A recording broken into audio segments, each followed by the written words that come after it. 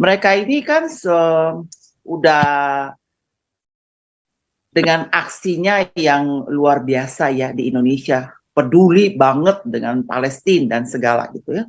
Jadi saya berpikir begini aja, kalau kalian betul-betul memang peduli ya, mungkin kalian kumpulin aja berapa banyak pun, berapa juta kalian yang ada di Indonesia ini, kalian lapor ke pemerintah, suruh dibiayain dan kalian berangkat semua ke sana. Ya, kalian berangkat, kalian mau perang kayak mau apa, kalian pergi sana, itu bentuk kepedulian yang nyata. Jangan kalian bikin susah yang ada di Indonesia sini. Itu dong, kalian melarang orang, memboikot segala macam, kan nyusahin orang. Daripada yang lain ikut susah, kalian berangkat saja, gampang toh. Kita pemerintah bantu, kalian pergi ke sana, ke Palestina, kemana tuh, ke Israel, kemana pergi, saksikan sendiri, lihat dengan mata kepala sendiri, ya syukur-syukur ya selamat ya pulang, kalau enggak ya mati di sana, kelar. Ya toh, daripada bikin kacau di Indonesia, dengan iya, kalian punya itu udah 15.000 yang mati tuh di Gaza tuh, saudara. Nah, makanya. Saudara seukuahmu itu loh. Nah makanya. Mati. Daripada ngoceh sana aksi segala macam menyusahkan banyak orang, kan mendingan kalian ke sana, ya kan? Jadi janganlah, udah stop dah. Cerdas lah dikit ya, cerdas, waras. Dan kedua, gitu. Saya tertarik dengan ada salah satu pertanyaan tadi, di mana apakah JK mengetahui kemungkinan rumah sakit Mercy akan dipakai sebagai salah satu fasilitas daripada Hamas, organisasi teroris di Palestina ini? Wah, sebenarnya ini udah ketinggalan pertanyaannya. Karena apa? Justru JK dan kawan-kawan ini melakukan ini dengan tujuan untuk mengembangkan teror mereka di sana. Jadi jangan kita takut untuk menyatakan itu. Betul. Pelatihan ya. Jadi kayak buat pelatihan pasukannya mereka ya. Latihan pasukannya mereka, dan di dalamnya kan ada bunker segala yang lari kepada terowongan di mana ada 70 meter dari situ tempat mereka untuk meluncurkan rudal-rudal mereka. Jadi kita jangan sampai itu tertutup di dalam melihat ini sebagai ya, oh ini mungkin mereka tidak tahu. Justru ini adalah mensupport kekuatan-kekuatan teroris. Dan kita sudah tahu kan siapa JK ini. Dari ya kan? Nah, itu beda kasusnya. Lanjut, Mas Santiamar. Sorry, saya Oke, terima kasih Pastor. Nah, di sini ada sampai semua orang pada bilang nih Pak Direktur top Marco top, dia bilang ini. lanjut. Mantap. Di sini ada dalam rangka perjuangan kita ini yang butuh dukungan Bapak Ibu, dukungan real maupun doa. Saya sih mengundang ini Ibu Linda. Ibu Linda ada nggak memberi laporan dulu keuangan daripada ini uang yang sudah masuk? Bu Linda. Tentang apa ini rencana kita ini? Bu Linda. Linda Wonder Woman ya? Halo. Ada. Ibu Linda ada. Tadi kita ketemu di kantor sudah janjian. Silakan Bu Linda, sampaikan dulu. Shalom. Bentar, jadi kohos dulu ya. Pak Ketua. Jadi kohos ya, bisa share screen Bu Linda. Shalom. Shalom Pak Pol. Kurang kenceng. Mana ya? Semuanya. Ada nih orangnya mana nih? Bisa share screen nggak, Bu Linda? Mana sih? Oh ini. Sebentar. Ini. Iya, aduh, ada. Shalom Pak Pol. Sebentar.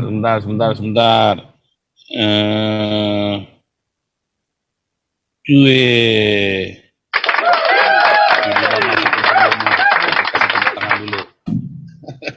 Oke, silakan. Pak Pol suka tepok-tepok tangan tuh Pak Pol tuh. Nih, mau share screen ya Bu Linda ya? Iya, ini belum sempat dibikin laporan donasi itu, tetapi sudah dihitung per 6 November sampai dengan 20 November itu terkumpul sekitar 26,68 sekian. Ya? Iya, itu. Target Nah, besok saya coba lagi. Loh. Iya, besok nah, saya coba. Untuk gerakan nasional ini, ya Jakarta aja bisa habis 100 juta sendiri nih. Oh ya. Iya kan, itu kira-kira Jakarta 100 juta, Manado 50, Kupang 50, Ambon 50, Papua mungkin bisa 100-an tuh Papua, karena kita mau bikin banyak kan. Ayo saudara ya, kurang banyak ini saudara ya. Kita butuh sekitar 300-an loh untuk bulan Desember ini ya. Target kita nih kita bulan Desember. Kalau bisa pas hari ini ya, hari Papua itu bintang kejora. Ya. Atas nama Ketua Yayasan Galarua Nusantara Abadi dan Ketua Jaga Pancasila Zamrud Khatulistiwa Galarua, saya mengucapkan banyak terima kasih kepada para donatur yang sudah menyumbang untuk kegiatan kita nanti. Sekalipun memang masih belum mencapai jumlah yang kita ingini, tapi saya percaya ke depannya pasti masih ada lagi. Itu 77 dan 077 ya, karena kemarin saya ada salah nulis tuh di flyernya. Harusnya cukup 77 aja Pak Pol, cukup 77 aja Pak Pol. 77 Kelebihan ya, 3 kali ya. Saya salah nulis itu, kebanyakan 7. Iya, 77 aja. Jadi terima kasih banyak kepada para donatur. Jangan khawatir, semua akan kita alokasikan dengan sebaik-baiknya. Begitu Pak Santiamer. 26 juta ya?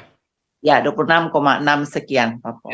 Ya kita besok saya hitung lagi, mudah-mudahan ada yang masuk Pak Pol. Semoga diberkati oleh surga ya.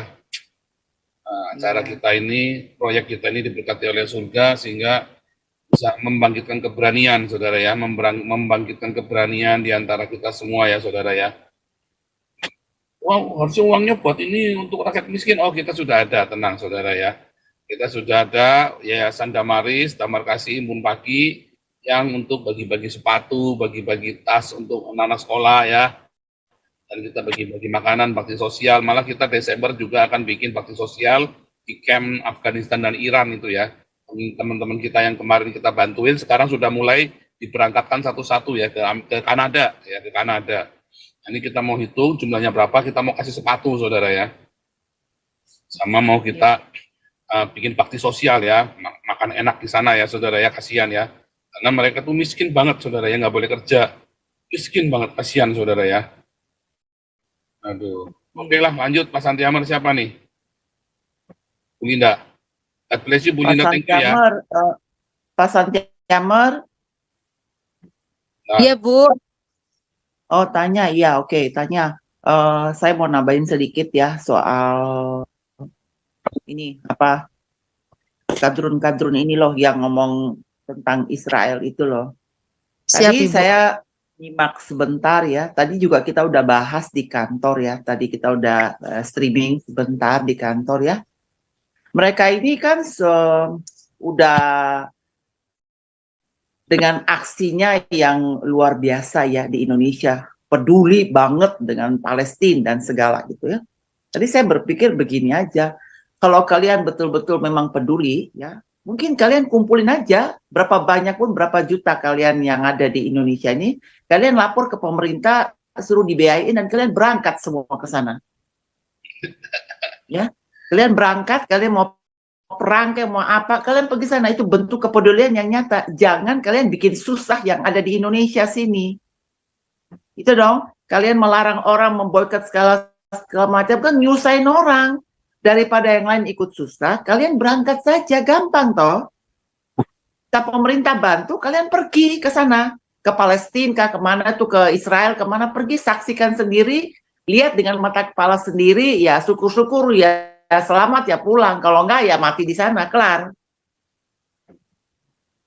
Ya toh, daripada bikin kacau di Indonesia, dengan Iya, kalian punya itu udah 15.000 yang mati tuh di Gaza tuh. Saudara, nah, makanya. Saudara seukuakmu itu loh. Nah makanya. Mati. Daripada ngoceh sana aksi segala macam menyusahkan banyak orang, kan mendingan kalian ke sana. Ya kan? Jadi janganlah, udah stop dah. Cerdas lah dikit ya, cerdas, waras gitu ya. Kita susah, jangan bikin tambah susah lagi. Gitu. Kalau waras, ntar ininya barangnya keras. repot. Nah, Repot. ini Bu jorok Linda. nih, Ini jorok nih, orang-orang Bang. Kadrun ini kalau lagi waras terus barangnya keras gitu loh. Pak Pol, Pak Pol Jorok, kembali ke laptop. jorok nih Pak Pol. Barangnya keras. Gimana Bu Linda? Kok jorok gimana sih? Itu keras itu karena kebanyakan minum air keras, Pak Pol. Ini gimana Kebanyakan sih? minum Dan itu keras keras itu ini. karena kencing muntah itu. Nah, Berat. kalau yang keras-keras ini urusannya Alexis, bukan saya, sorry. Ampun dah.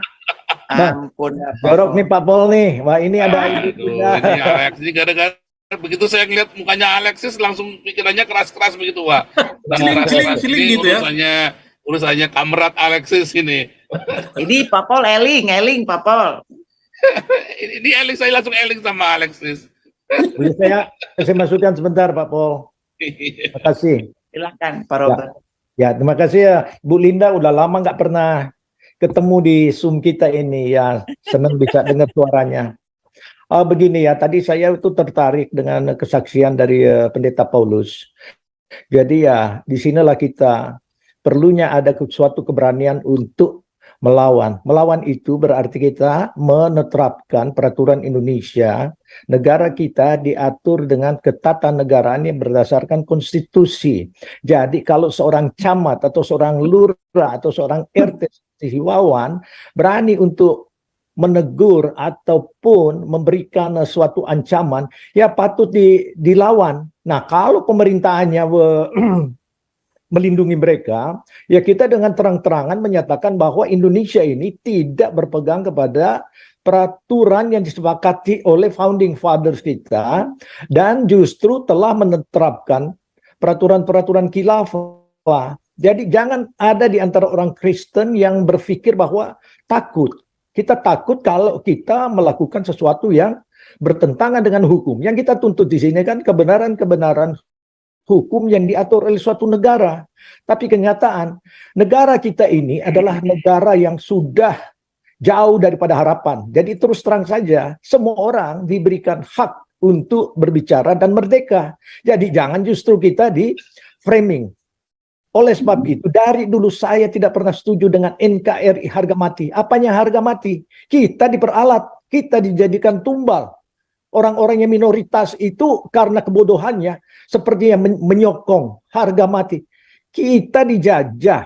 Jadi kalau ada orang-orang Kristen, baik mereka di dalam terlibat di dalam organisasi ataupun dalam grup WhatsApp, di mana saja, jangan takut untuk menyuarakan. Tapi kita terlalu banyak di framing dengan ketakutan. Bahkan tadi kan, apa yang kesaksiannya. Saya alami itu. Wah, itu terlalu sensitif untuk dikemukakan. Apa yang sensitif? Kita sensitif itu kalau kita menyatakan bahwa kita akan mengadakan makar. Itu berbahaya. Tapi kalau kita menuntut hak kita yang dilindungi oleh undang-undang, kita harus memberanikan diri. Jangan kita ikut-ikutan dengan PGI dan sebangsa gereja-gereja yang lebih takut kepada fatwa MUI daripada takut kepada Tuhan. Yang kita takut adalah melanggar peraturan Tuhan dan konstitusi. Itu yang jelas. Jadi kalau ada di antara kita yang masih gagal paham mengenai peraturan-peraturan itu, mari kita aduh dengan pemerintah. Apakah mereka telah menjalankan apa yang diatur oleh kedaulatan kita? Termasuk peraturan-peraturan geopolitik. Semua ini diselewengkan. Adalah pemalsuan dan munafik. Demi apa? Ya, kepentingan sebenarnya para politisi dan mereka yang ingin menghancurkan Indonesia. Dan kedua, saya tertarik dengan ada salah satu pertanyaan tadi, di mana apakah JK mengetahui kemungkinan rumah sakit Mercy akan dipakai sebagai salah satu fasilitas daripada Hamas, organisasi teroris di Palestina ini? Wah, sebenarnya ini udah ketinggalan pertanyaannya. Karena apa? Justru JK dan kawan-kawan ini melakukan ini dengan tujuan untuk mengembangkan teror mereka di sana. Jadi jangan kita takut untuk menyatakan itu. Betul. Pelatihan ya. Jadi kayak Ya, pelatihan, buat pelatihan, pelatihan pasukannya mereka ya. Latihan pasukannya mereka, dan di dalamnya kan ada bunker segala yang lari kepada terowongan di mana ada 70 meter dari situ tempat mereka untuk meluncurkan rudal-rudal mereka. Jadi kita jangan sampai itu tertutup di dalam melihat ini sebagai ya, oh ini mungkin mereka tidak tahu. Justru ini adalah mensupport kekuatan-kekuatan teroris. Dan kita sudah tahu kan siapa JK ini. Dari dia SMP sudah melakukan kejahatan-kejahatan di Indonesia. Cuma tidak pernah dituntut karena apa? Mayoritas. Stupid dengan mayoritas. Tidak ada mayoritas di dalam hak kita bernegara. Sebagai rakyat, kita mempunyai hak sebagai shareholder dalam suatu negara. Jangan justru kita dipelintirkan jadi seenaknya. Kita sendiri menakuti sama orang Kristen. Kita di gereja ditakuti oleh pendeta. Apalagi melihat dengan PGI yang mandul seperti ini. Lebih takut kepada Ma'ruf Amin dan Mahfud MD dan JK daripada mengikuti kebenaran firman Tuhan. Jadi kita lantang di sini bersuara bukan untuk melakukan suatu tindakan untuk makar. Kalau mereka tersinggung, bagaimana kita tidak pernah tersinggung dengan ujaran-ujaran kebencian. Masa mereka terusan tersinggung, Pak? Sekali-kali kita tersinggung dong, iya. Begini Pak, karena orang bodoh itu lebih banyak tersinggungnya karena mereka tidak memakai analisa. Itu yang saya sampaikan. Ya nggak apa-apa, kita sekali-kali bodoh tersinggung gitu loh Pak. Ya, orang bodoh itu ya gampang sekali tersinggung. Itu aja ini. Kalau mereka kurang pergaulan, kurang bisa menjadi bagian daripada masyarakat, itulah yang menjadi ketersinggungan. Tapi kalau kita membiasakan diri dengan lingkungan yang luas, saya selalu katakan, masyarakat adalah public diplomasi, ya.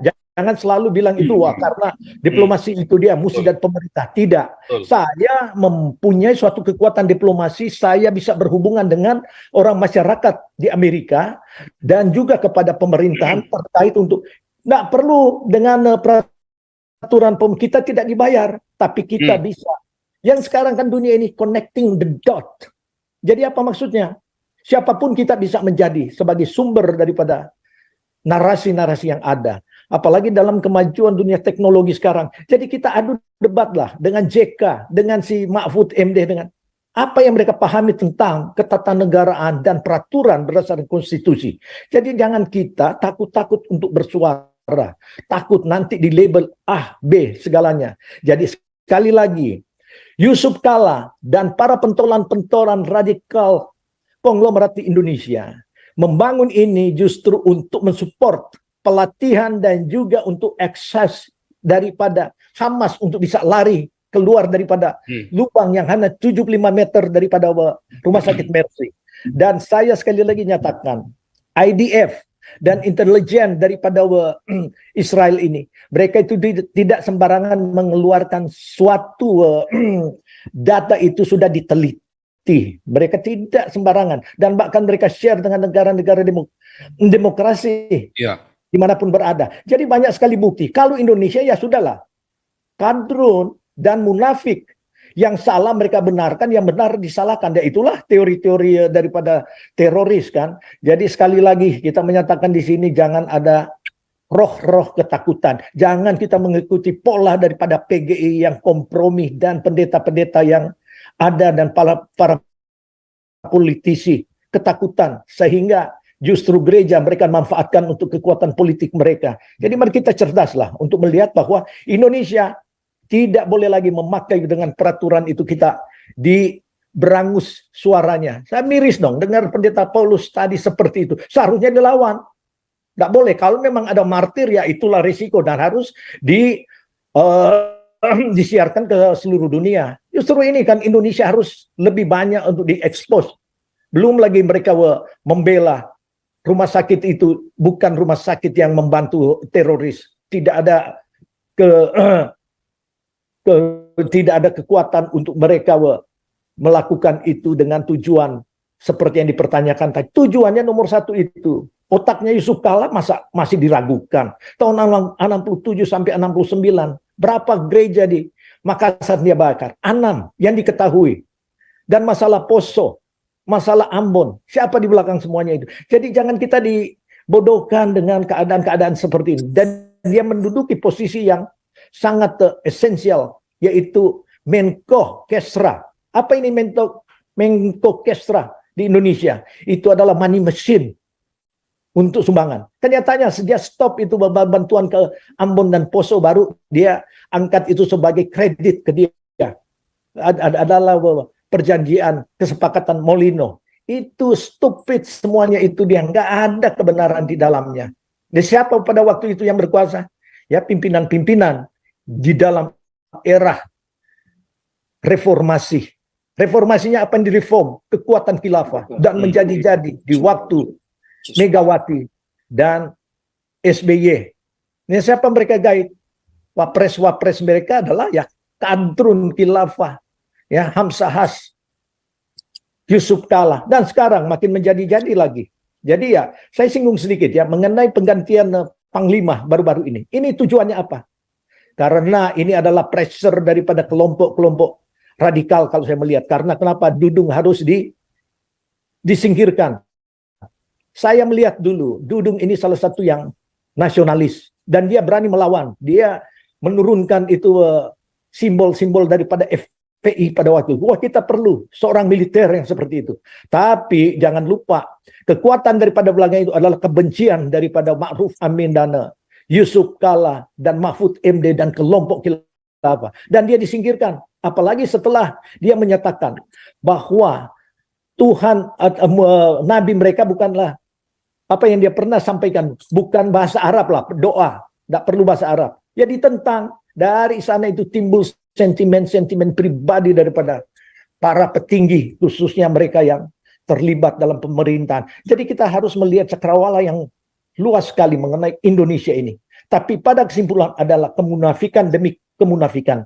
Dan si Retno ini mempraktekkan apa yang telah dibangun oleh Soekarno, membenci Israel.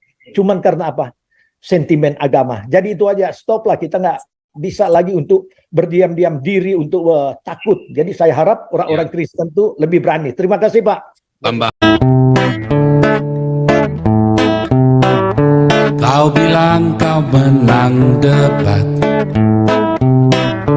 lawan domba yang sesat. Kau bilang banyak yang tobat,